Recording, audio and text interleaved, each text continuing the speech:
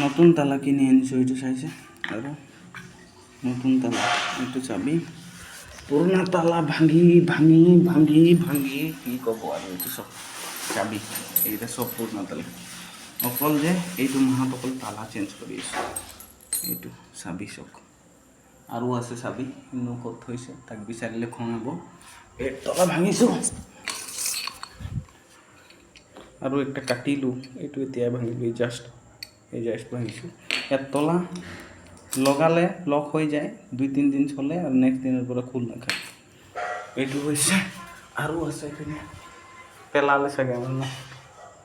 এইটো একটা আৰু দুইটামান পেলালে 5-6টা তলা হৈ গ'ল আমাৰ